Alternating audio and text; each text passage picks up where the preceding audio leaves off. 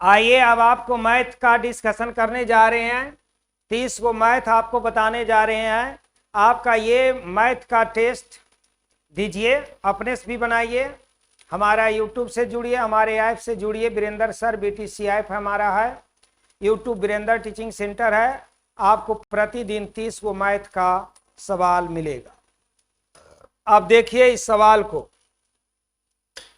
Math में ध्यान देना है। कहता find the geometric mean between 16 and 81। देखिए ज्योमेट्रिक मीन GM बराबर होता है √A/B। इसको निकालिएगा तो 4, इसको 9, आपका हो जाएगा 36 आंसर। आपका आंसर हो जाएगा 36। आगे का ध्यान देना है। अगला सवाल में 62 नंबर में देखिए, एक किसी कार्य को 12 दिन में करता है। एक कितना दिन में करता है? 12 दिन में करता है। एक की तुलना में 60% अधिक कार्यकुशल। ए से ज्यादा कार्यकुशल हमारा कौन है? तो बी है। अगर ये 100 काम करेगा तो ये 160 काम करेगा। 20 × 100, 20 × 60 से इफिशियंसी हमारा बी का ज्यादा है। अब जरा समझो कि जिसका एफिशिएंसी 5 था उसको लगता है 12 दिन, और जिसका एफिशिएंसी 8 है तो 8 एफिशिएंसी वाले को कितना दिन? 8 से भागा देंगे 1.5 बार में, 5 × 1.5 7.5 दिन आंसर हो जाएगा। हमारा आंसर कौन हो जाएगा? बी। यानी 5 एफिशिएंसी वाले 12 को, 8 एफिशिएंसी वाले को 7.5। आगे का ध्यान से देखिए, यहां पर ध्यान से देखना है। एक व्यक्ति अपनी यात्रा की पहले घंटे में 50 किलोमीटर की दूरी तय करता है, उसके बाद 2 घंटे में 120 किलोमीटर की दूरी तय करता है, उसके बाद 56 घंटे में, यहां पर अगले, यहां गड़बड़ है, सब पढ़ना पड़ेगा पहले से। यहां 1.5 घंटा होना चाहिए। ये ध्यान से देखिएगा, ये 1.5 घंटा में 60 किलोमीटर जाता है।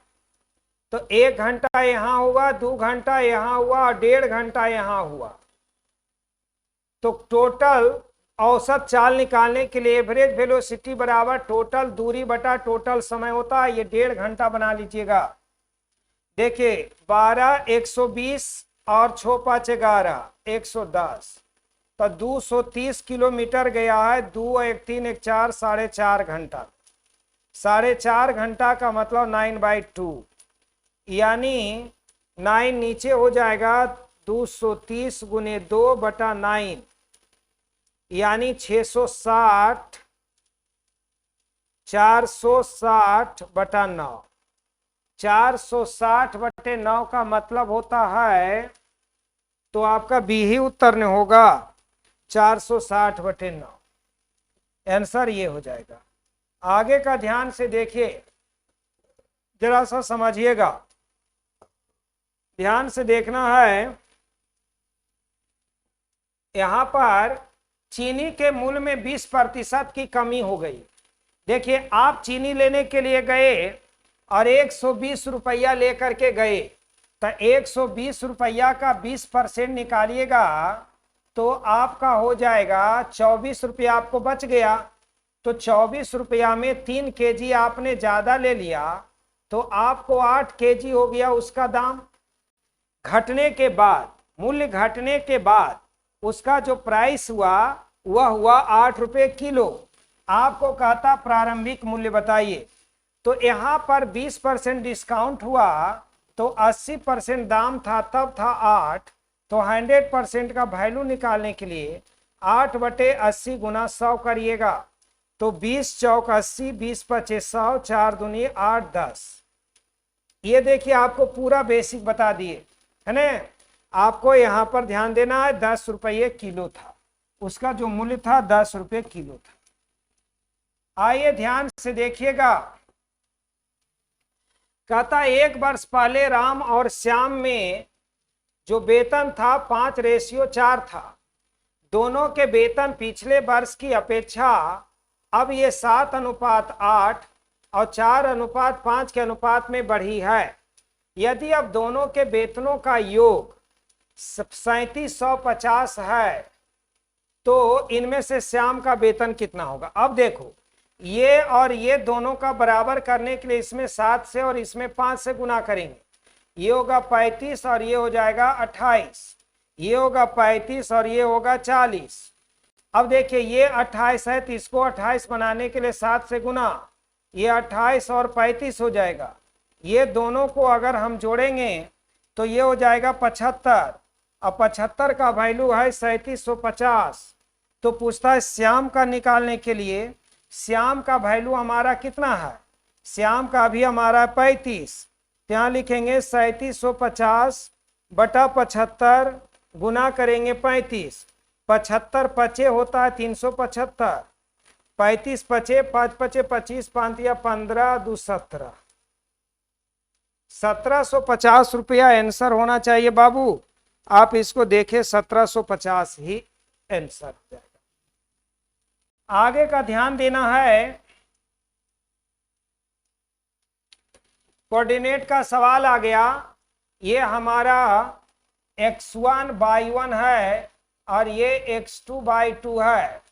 दूरी निकालने का एक फॉर्मूला होता है कि x2 माइनस x1 के square plus y2 minus y1 के स्क्वायर का रूट, ये हमारा डिस्टेंस निकलता है।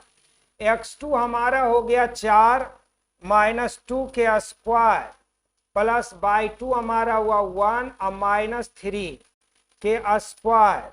ये 4 में 2 गया 2 के स्क्वायर 4, 1 में 3 गया 2 के स्क्वायर 4, 4 हो जाएगा 8। तो 2√2 आंसर हो जाएगा। आंसर 2√2 होगा बाबू।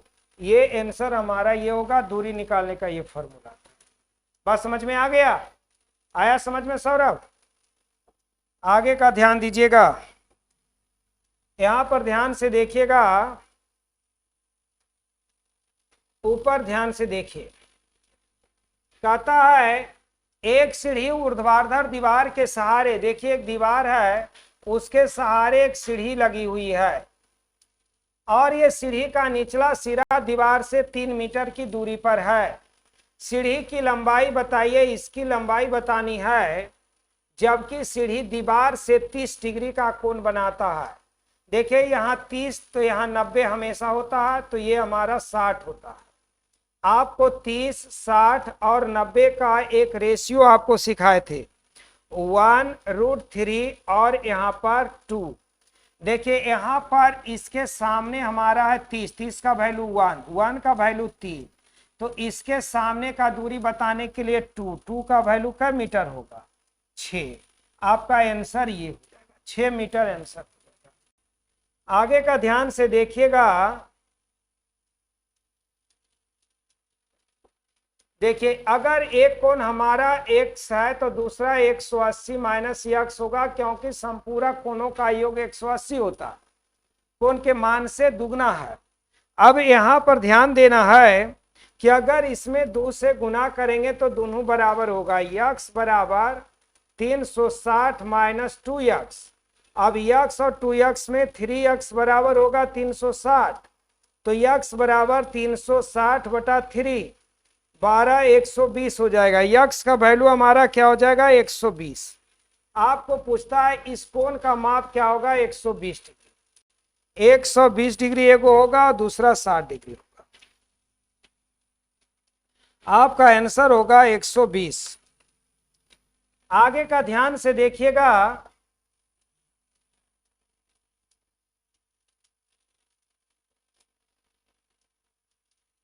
सिक्सटी 69 में है ABCD एक चक्रीय चतुर्भुज है। यहां ध्यान से देखिए, यहां पर एक चक्रीय चतुर्भुज है।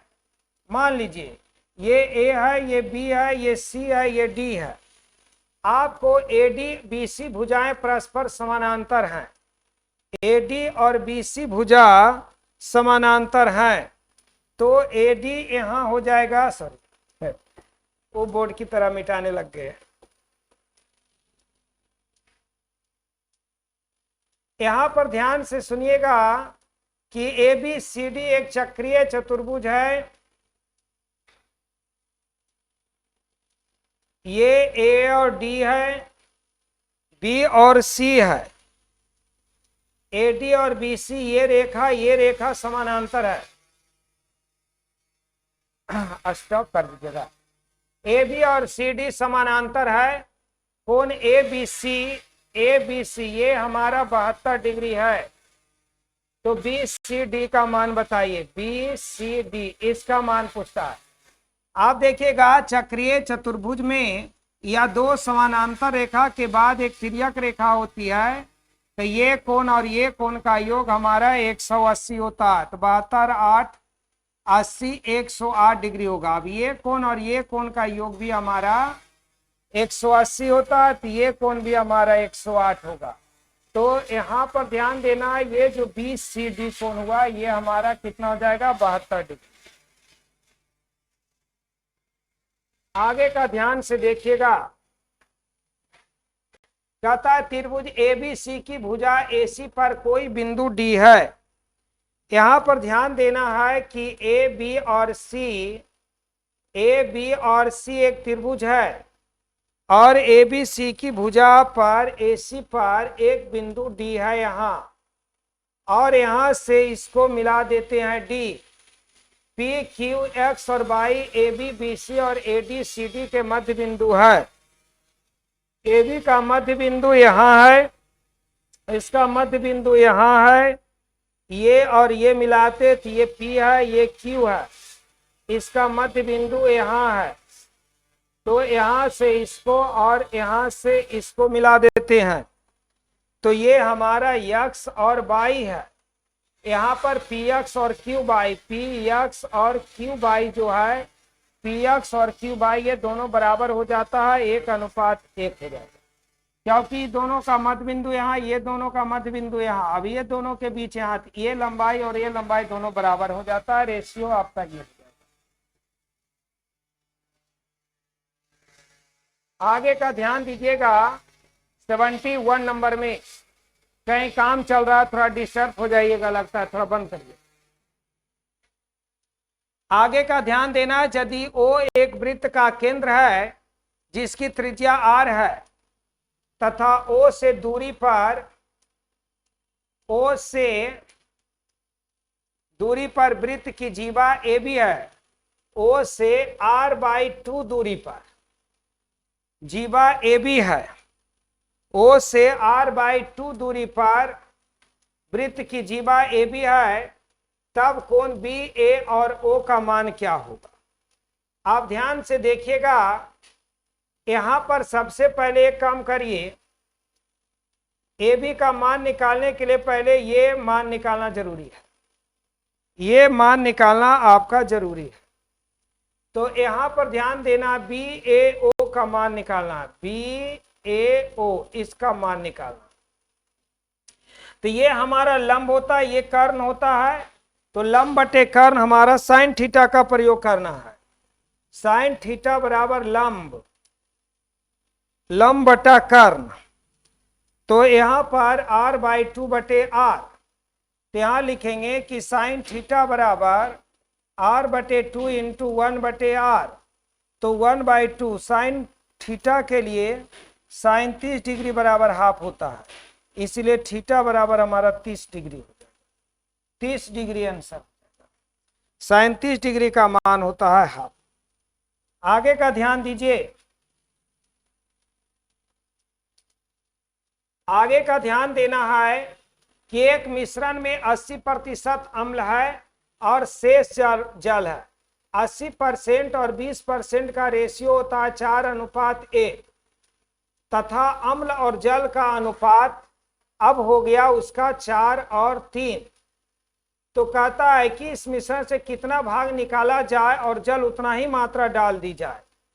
तो यहाँ पर ध्यान देना है, मान लीजिए यक्स है, उसमें यम मात्रा निकालना है, तो ये पहले वाला मात्रा है 4 और टोटल मात्रा है 5, तो 4/5 लिखेंगे, बराबर करेंगे यक्स में ये 4 है, अब बटा करेंगे 7। अब यहां पर लिखेंगे यक्स माइनस 4 से 4 क्या होगा, कट जाएगा, तो होगा यक्स से गुना हो जाएगा 7x माइनस 7m बराबर 5x। अब 7x में तो 2x बराबर 7m पूछता है कि मात्रा कितना होगा, तो यहां पर लिखना है कि m बराबर या 7m बराबर 2x, तो m बराबर 2x बटा 7, 2x बटा 7 ये हो जाएगा, ए आंसर हो जाएगा आपका।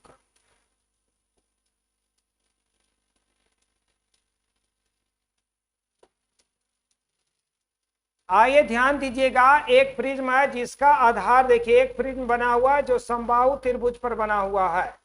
यहां से एक प्रिज्म का निर्माण हो रहा है। अब यहां पर जिसका परिमाप 12 है तो सभी भुजा हमारा 4 हो जाएगा।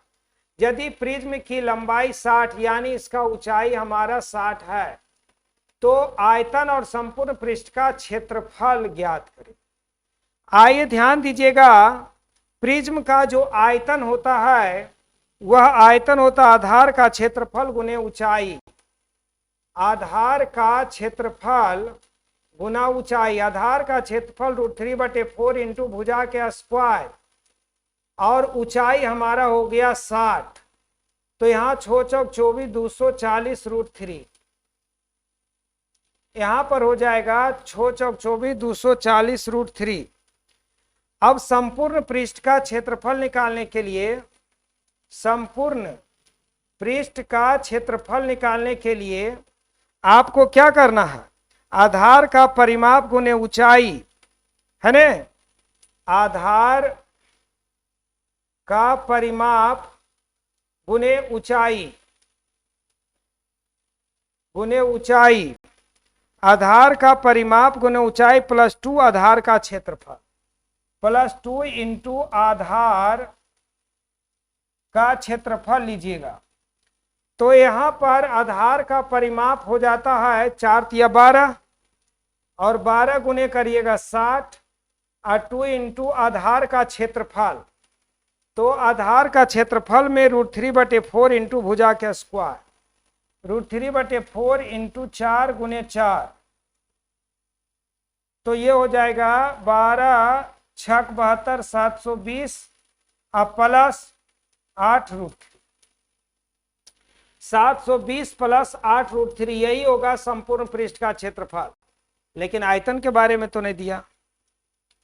720 प्लस 8 √3, एक तो उत्तर आ गया ये, लेकिन उसका पूछा था कि आयतन और संपूर्ण पृष्ठ क्षेत्रफल ज्ञात करें, तो आयतन का उत्तर नहीं दिया, केवल उत्तर दिया है संपूर्ण पृष्ठ का। आपका आंसर होगा 720 प्लस 8 √3।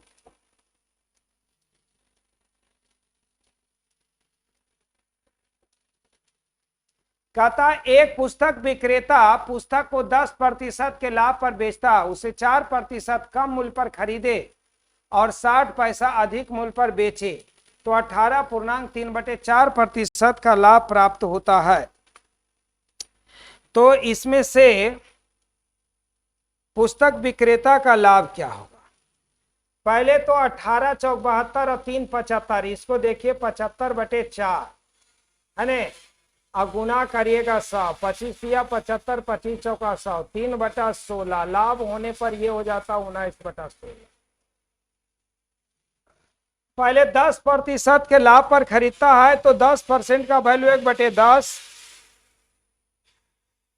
देखिए पहले प्रॉफिट है 10% का वैल्यू होता है 1/10, होल वैल्यू होता है 11/10। सवाल लंबा है जरा, अब ध्यान देना, 4% कम का मतलब होता है 96%, 4% कम का मतलब 96% का मतलब 24 चौक 96, 24/25, 24/25 हो जाएगा।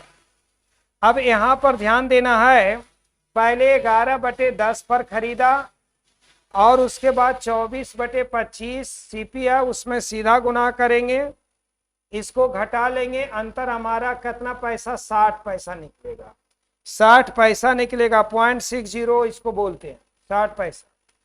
अब इसको आप घटा लीजिएगा कि 11/10 माइनस 16 गुने 25 400 होता है, और 24 गुने 16 करिएगा तो 440 हो जाएगा। 24 छक 44 से छो चौक 24 के 4 बाकी 2, छो दूनी 12 2 14, 146 और 24।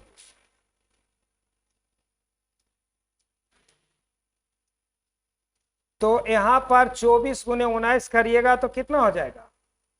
24 गुने 19 करिएगा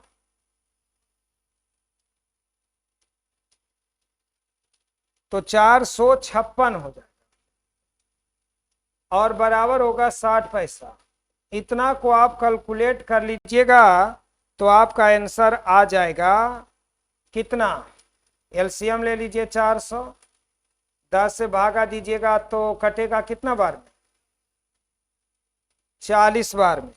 40 गुने 11 करिएगा, 11 चौका 44, 440 माइनस 456 तो माइनस में आ जाएगा, बराबर 0.60, माइनस में नहीं लिखिएगा, काट के देखिएगा, एक का वैल्यू आ जाएगा 15।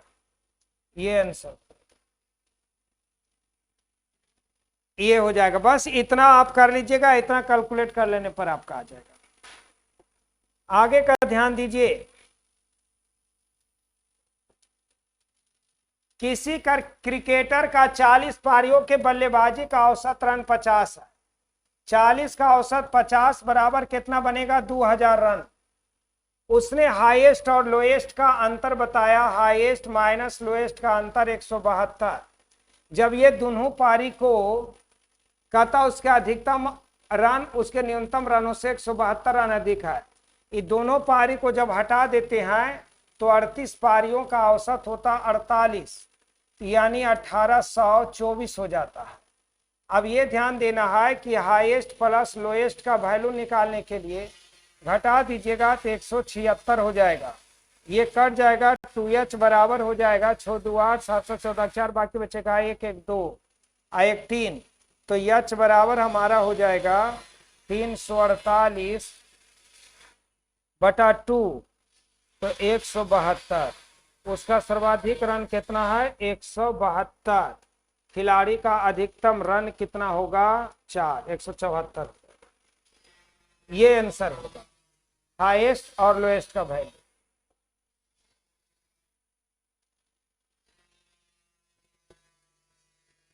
आगे का ध्यान देना, 10,000 रुपया 3 वर्ष के लिए 5% वार्षिक दर से चक्रवृद्धि ब्याज और साधारण ब्याज का अंतर क्या होगा?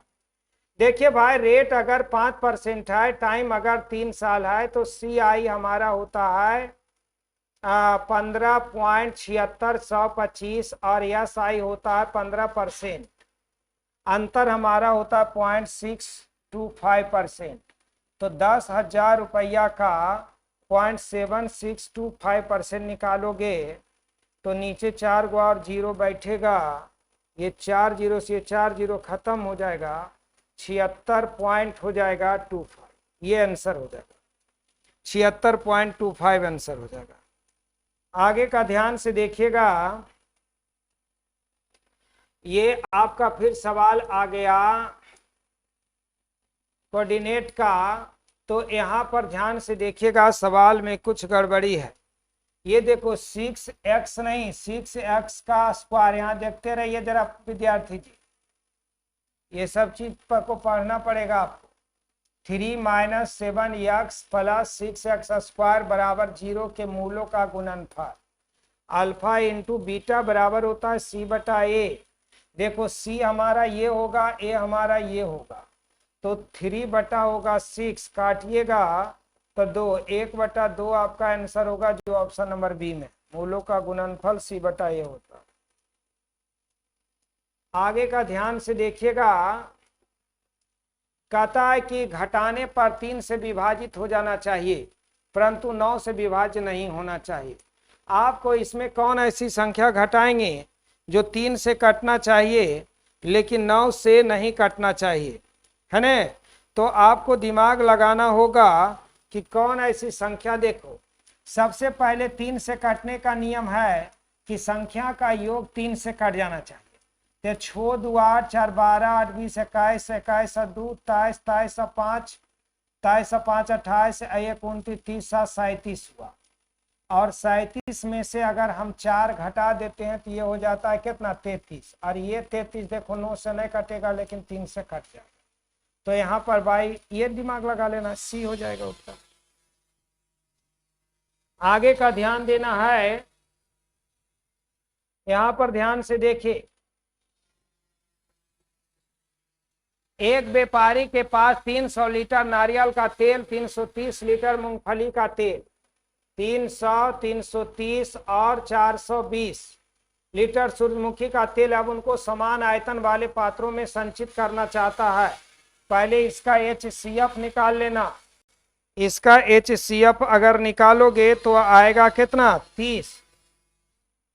अब कहता है कम से कम पात्रों की आवश्यकता, तो 300/30 प्लस करना 330/30 प्लस करना 420/30, काट दीजिए 0 0, ये 10 3 इसमें आएगा, 11 3 इसमें आएगा, 14 3 इसमें आएगा, 14 10 24 और 10 34 और 1 35। आपका आंसर सी उत्तर हो जाएगा।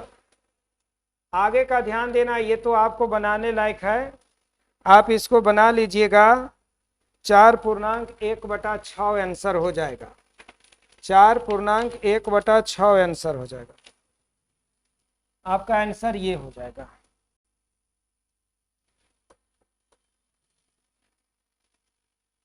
आगे का ध्यान देना है,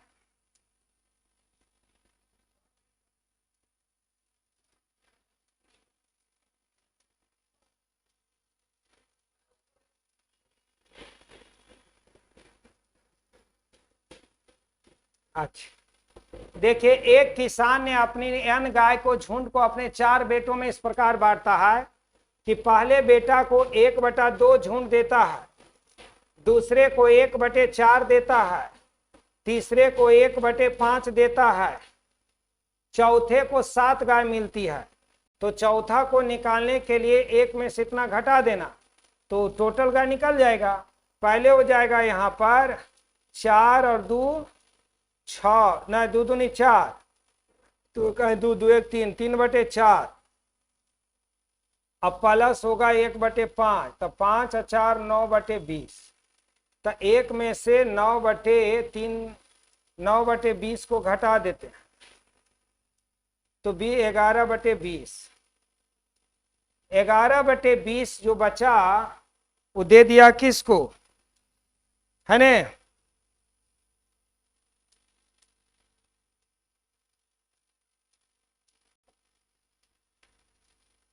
देखिए 1/2 प्लस 1/4 प्लस 1/5, तो कहने का मतलब है कि 1 में से इसको हम घटा रहे हैं, तो इसका एलसीएम हो जाएगा 20, तो 10 दूनी 20, 4 5 20, 5 4 9। 1 में से 19/20 को घटाएंगे तो 1/20, ये मिला किसको, लास्ट वाला को, तो 1/20 का मिला, लेकिन मिला कितना 7, तो 1 का वैल्यू 20 × 40, 140 का आंसर हो जाएगा। ये उत्तर हो जाएगा ये। आगे का ध्यान से देखिएगा कि एक दुकानदार किसी वस्तु को 20% के छूट पर बेचता है, 4% लाभ अर्जित करता है, वस्तु का अंकित मूल्य वस्तु के क्रय मूल्य से कितना प्रतिशत अधिक है। देखिए एमपी हम मान लिए कि 100 रुपया किया, छूट दे दिया, वस्तु को 20% के छूट दिया, तब 20% छूट देगा तो इसको बेचेगा कितना में भाई, 80 में, तो 4% के लाभ होगा, तो 104% का वैल्यू हमारा होगा 80, तो 100% में खरीदा था, 80/104 और गुना कितना हो जाएगा, तो 104, 4% पर बेचेगा। रुकिए, यहाँ पर वस्तु को 20% एमपी माना कि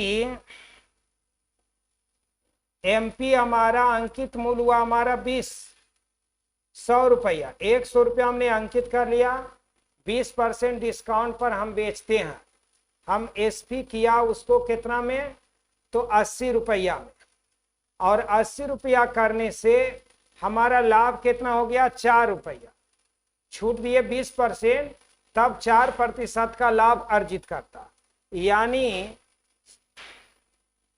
हम बेचे उसको कितना में, तो यहां पर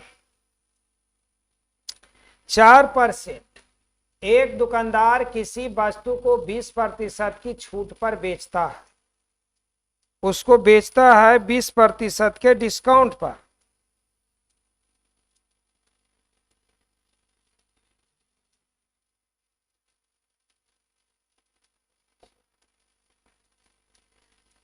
बीस परसेंट के डिस्काउंट पर वस्तु को 20% के छूट पर बेचता है तथा 4% के लाभ अर्जित करता है। तो अंकित मूल्य वस्तु के क्रय मूल्य से कितना प्रतिशत अधिक है? अंकित मूल्य वस्तु के क्रय मूल्य से कितना प्रतिशत का अधिक है? अब यहां पर देखो, माना कि एमपी उसका हो गया 100 और वह वस्तु को 20% के छूट पर बेचता है, तो 80 रुपया में बेचेगा तो भी 4% का लाभ होता है, यानी 104% हो गया। तो 20 रुपया में लाया और 104 रुपया में बेचा, तो लाभ यहां कितना हो गया? 24 रुपया का। तो 24 का लाभ होता कितना में?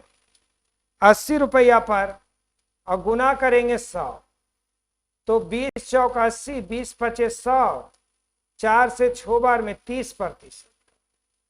30% का उसको अधिक रखना पड़ेगा मूल्य, तब जाकर के उसको लाभ होता है। आगे का ध्यान देना है कि वर्गों का योग तथा घनों के योग का अनुपात। तो यहां पर ध्यान देना है, इसके वर्गों का योग अगर हम करेंगे तो ये हो जाएगा 4 + 1 + 1 + 4, 4 4 8 2 10। घनों का योग करेंगे तो -8 -1 और +1 +8, तो ये तो कट जाएगा, हो जाएगा 0। तो 10/0 का मतलब इंफिनिटिव होता है, आंसर ये हो जाएगा। आगे का ध्यान दीजिएगा, ये किसके बराबर है?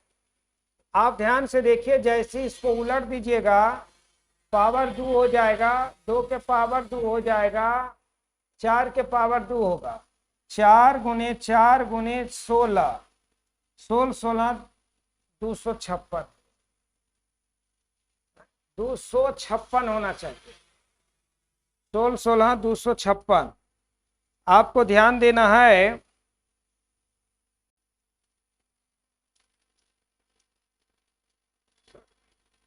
देखिए यहां पर थोड़ा सा इसको 3 बनाना होगा, तो ये आपका हो जाएगा 3 × 9, तो 9 चौक 24, 9 चौक 36 और गुना करिएगा 16, तो 576, 576 हो जाएगा। आंसर हो जाएगा 576। यहां थोड़ा सा 2 रह गया था, 3 होना था।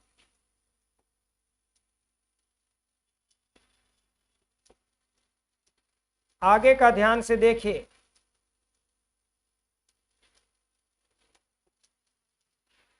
यहां पर कहता है 2 आदमी रमेश और सुरेश क्रमशः 15,000 और 25,000 रुपया निवेश करता है। देखिए रमेश और सुरेश ये 15,000 लगाता है और ये 25,000 रुपया लगाता है। वर्ष के अंत में दोनों को 10,000 रुपया का लाभ होता है।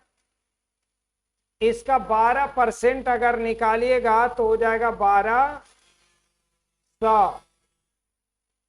1200 रुपया फिर से व्यापार में लगाते हैं। बची हुई राशि में से प्रत्येक 1,000 रुपया लेता है। अब यहां पर इसका 12% निकालेंगे, 1200, तो 1200 यहां से घटा रहे हैं, 12 8 20, 6800 बचा, सॉरी 6800। 6800 में से प्रत्येक 1,000 निकाल लिया तो 2,000 रुपया निकाल लेगा, तो बचेगा कितना? 4800। और 4800 को ये दोनों आपको राशि के अनुसार, तो 5 या 15, 5 5 25, 5 और 3 8, 8 का वैल्यू 48, तो 1 का वैल्यू 600, तो 600 रुपया होता। तो रमेश को हिस्सा कितना होगा? तो रमेश का हिस्सा ये हो जाएगा 6×1800, 6×5 3000। तो रमेश का हिस्सा हमारा कितना हो जाएगा 3000 रुपया। तो रमेश का हिस्सा होगा 3000 रुपया। लेकिन यहां पर रमेश का तो 3000 अभी हुआ है ने, 3000।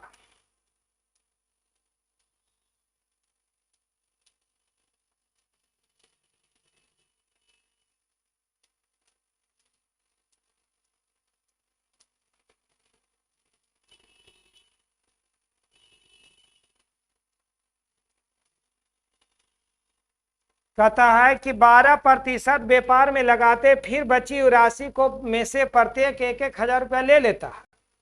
तो 1,000 2,000 निकल लिया, तथा फिर बची राशि उसके मूल निवेश के अनुसार बांट लेते हैं। तब रमेश का हिस्सा कितना होगा? तो ये रमेश का हिस्सा यहाँ पर आपको 1800 और उससे पहले आपको 1000,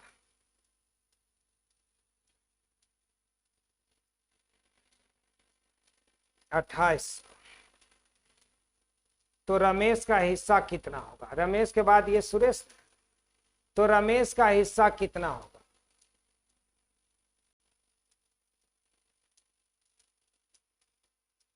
सवाल कुछ त्रुटि, 3000 रुपये लिखेगा। ठहरिए,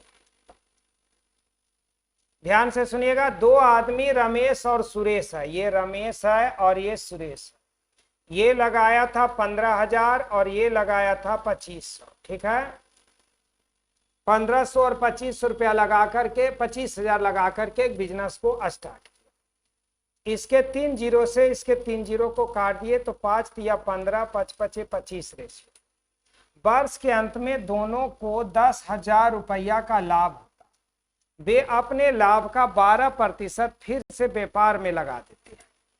तो 12% वर्ष के अंत में दोनों का लाभ हुआ। वे अपने लाभ का 12% यानी 1200 रुपया उसने फिर व्यापार में लगा देते हैं। तो 1200 रुपया, ये 10,000 रुपया में से अगर 1200 रुपया निकाल दिए तो कितना हो गया? 8800 रुपया। और 8800 रुपया में से फिर उसने 1,000 रुपया निकाल लिया तो हमारा कितना हो गया? 6800 रुपया। अब 1,000 रुपया ये ले लिया और 1,000 रुपया ये ले लिया, और उसके बाद इनका रेशियो 8 का वैल्यू इतना, तो 1 का वैल्यू 8 8 64, 850 रुपया। तो 850 रुपया, तो यहाँ गुना करिएगा 850 × 3, 0 अपान 15 8 24 25। तो 2550 रुपया यहाँ हो जाएगा। तो ये 3550 रुपया हो जाएगा, ठीक है। 3550 रुपया आया रमेश का हिस्सा। आगे का ध्यान देना है। अब आपका आ गया साइंस का सवाल। आपका वीडियो समाप्त हो गया मैथ का, द एंड कर दीजिए।